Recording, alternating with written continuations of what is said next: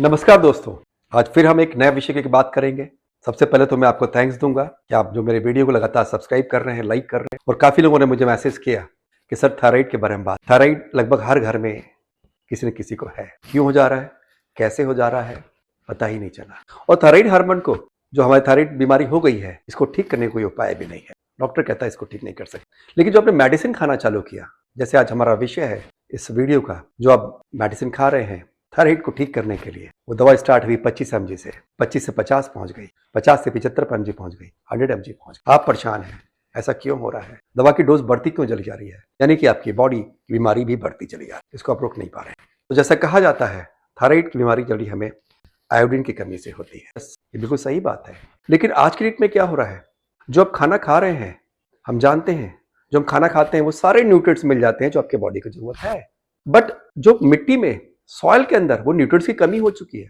कारण बहुत सारे हो सकते हैं, उसमें बात नहीं करूंगा। तो न्यूट्रिएंट्स कैसे मिलेंगे आपको, इसके बारे में कुछ सोचना पड़ेगा। तो सबसे पहले हम बात करेंगे, थायराइड एक ऐसा हार्मोन है जो हमारे बॉडी के हर सेल्स को जरूरत है। मेरे सिर के बाल से पैर को नाखून तक पूरी बॉडी पे काम करता है। जब थायराइड हार्मोन आपका इम्बैलेंस होना चालू होगा, डिस्टर्ब होना चालू होगा, आपको बहुत सारी बीमारी होना चालू हो जाएगी। आपको फटीग होना चालू हो जाएगा, कमजोरी होना चालू हो जाएगी, थकान होना चालू हो जाएगी, मेटाबॉलिक रेट आपका धीमा होना चालू हो जाएगा, अचानक आपका वेट बढ़ना चालू हो जाएगा, या फिर आपको जो है आपकी स्किन ड्राई होना चालू हो जाएगी, आपका हार्ट का रेट स्लो होना चालू हो जाएगा, आपके हेयर्स जो है वो ब्रिटल होना चालू हो जाएंगे, हेयर फॉल बढ़ जाएगा।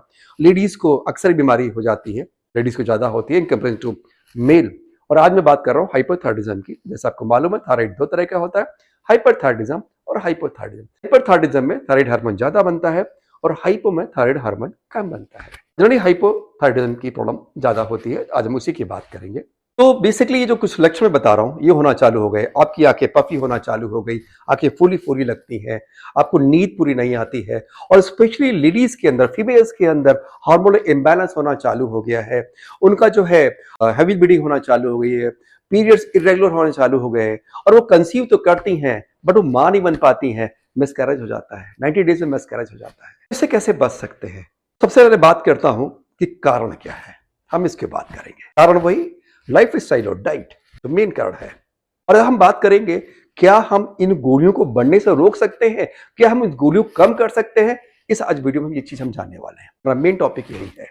तो बेसिकली होता है क्या, जो आप खाना खा रहे हैं, अभी क्या हो गया, फास्ट फूड खाना चालू कर दिया, मैदा खाना चालू कर दिया, अजीनोमोटो खाना चालू कर दिया, पिज्जा बर्गर खाना आपने चालू कर दिया, है ना। उसके अलावा प्रिजर्वेटिव फूड खाना आपने चालू कर दिया, सोया प्रोडक्ट खाना आपने चालू कर दिया, सोया प्रोडक्ट जो बहुत बड़ा नुकसान कर सकते हैं, थायराइड हार्मोन को इम्बैलेंस कर सकते हैं, वो खाना आपने चालू कर दिया। उसके अलावा आपका जो पानी जो आप पी रहे हैं वो क्लोरीन होके आ रहा है, वो क्लोरीन बहुत बड़ा नुकसान कर सकता है।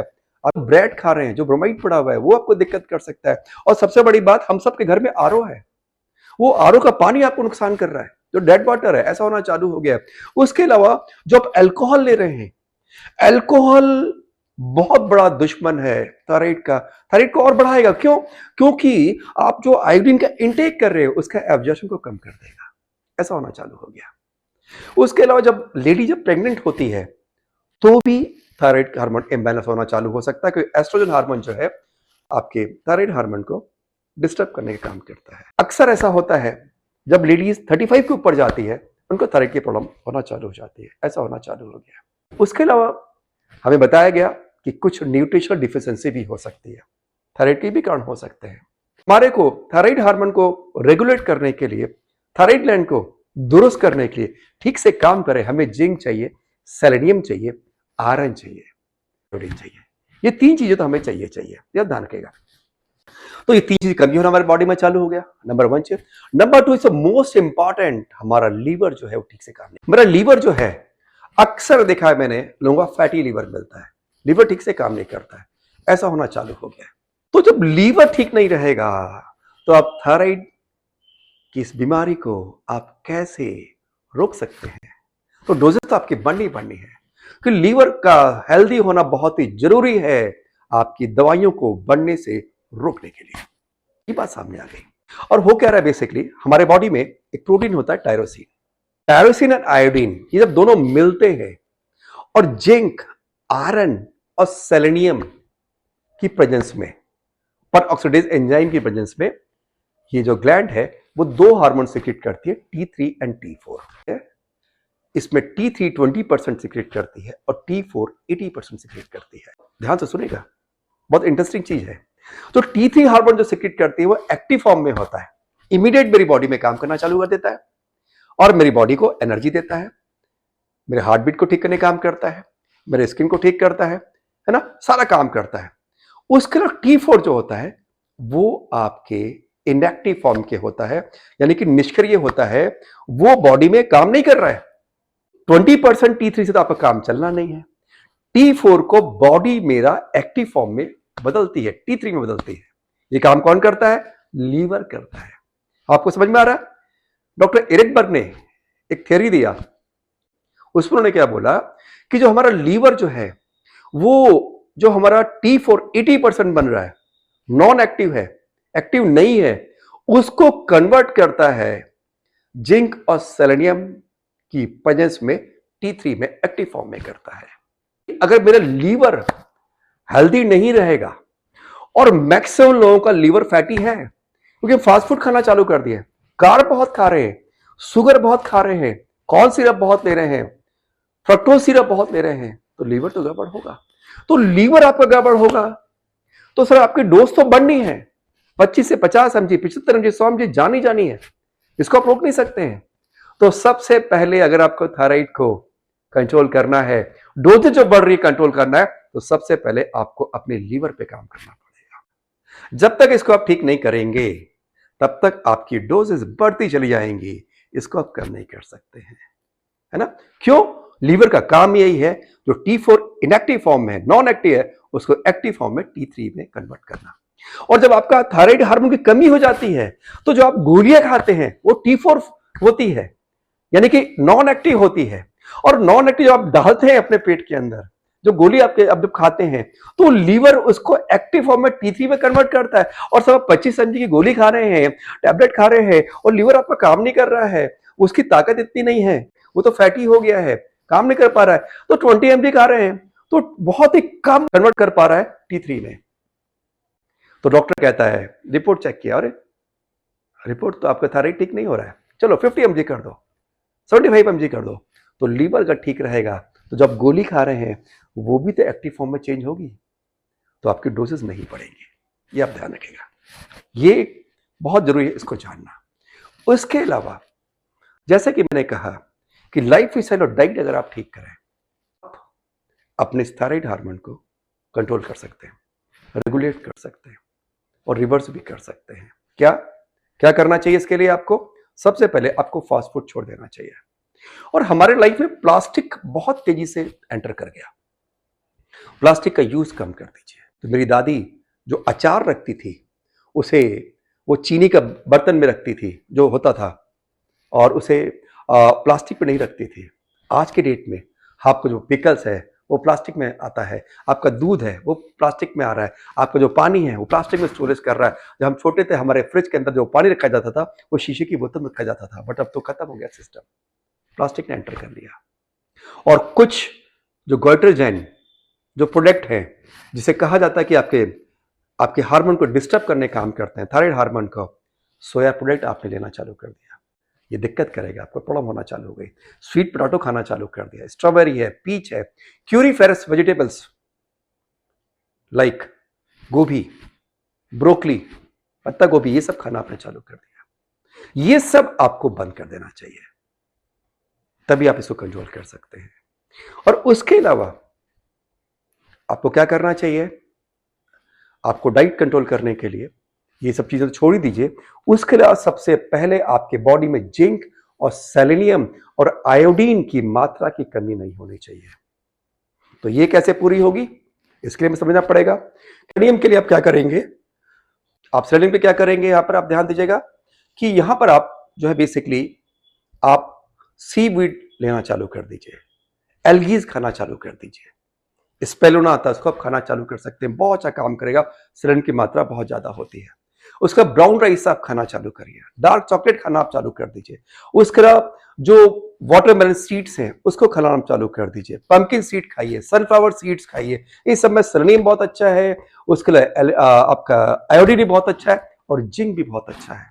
उसको आप इस्तेमाल कर सकते हैं। ये सब लेना चालू कर दीजिए। उसके अलावा आप कोशिश करिए ग्रीन वेजिटेबल्स खाना चालू कर दीजिए। और एक बहुत अच्छी चीज है जो कहा गया है कि जैसे कि बोला गया कि थायराइड में डेयरी प्रोडक्ट आप इस्तेमाल मत करिए, जो भी डेयरी प्रोडक्ट है उसको आप छोड़ दीजिए। मिल्क आप बिल्कुल मत लीजिए, ये आपको नुकसान करेगा। तो मिल्क आप मत लीजिए। उसके अलावा बटर मिल्क आप ले सकते हैं, आप कर्ड ले सकते हैं, उसको आप खाना चालू करिए, वो बहुत अच्छा काम करेगा।